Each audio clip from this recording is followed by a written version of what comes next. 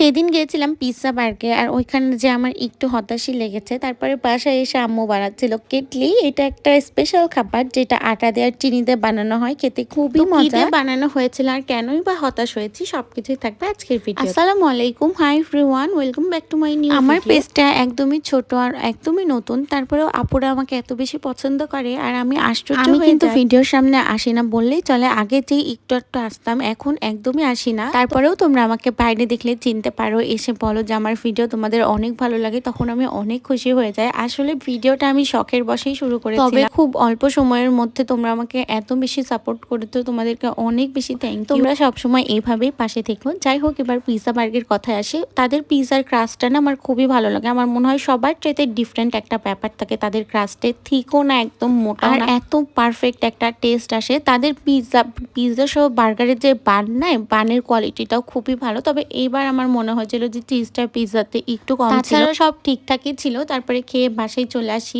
আর আম্মু সেদিন বানাচ্ছিল বাসায় ফাতেমার জন্য কেক। এটা আম্মু বানায় রাখলাম না, বিস্কিটের মতোই খেয়ে ফেলে, বেশি দিন সময় লাগে না। কৌটাতে পাশে রাখলে না খেতে খুবই ভালো লাগে। তোমরা চাইলে এটা চা দিয়েও খেতে পারো, এটা খুবই মজার একটা খাবার। সেদিন হচ্ছে আম্মু আর আব্বু রোজাও ছিল, যে শাওয়াল মাসের যে 6টা রোজা করার দরকার হয়, আমিও করব, তবে আমার শুরু করা হচ্ছে না। তখন আমি রান্নাঘরে যে আম্মু আমাকে বলছিল, এটাতে আমি যখন একদম ছোট ছিলাম তখন ওইটাতে আম্মু গরুর দুধ নিয়ে আসতো আর ওইটাতে খাওয়াতো, তো এখন পর্যন্ত আম্মু রেখে দিয়েছে। যাই হোক, আমার না দুপুরে না ঘুমালে একদমই হয় না। দুপুরে ঘুমাতে এসে আমার প্রচুর খিদা লেগে যায়। আমি দুপুরে খাওয়া দাওয়া করার শেষে আমার মিষ্টি কিছু খাওয়াই লাগে, কেন যেন প্রত্যেকদিন মিষ্টি না খেলে আমার খুব মন খারাপ লাগে। তো যাই হোক, তারপরে খাওয়া দাওয়া শেষ করে আম্মুর বানানো আচার আর লেস চিপস দিয়ে খাচ্ছিলাম। তারপরে খাওয়া দাওয়া করে ঘুমাই যাই। আর লেস চিপসের না এই ক্রিম অনিয়ন ফ্লেভারটা আমার খুবই পছন্দ। আর আম্মুর বানানো এই মিষ্টি আচারটা তো অনেক বেশি মজা। যাই হোক, আজকের মতো এই পর্যন্ত।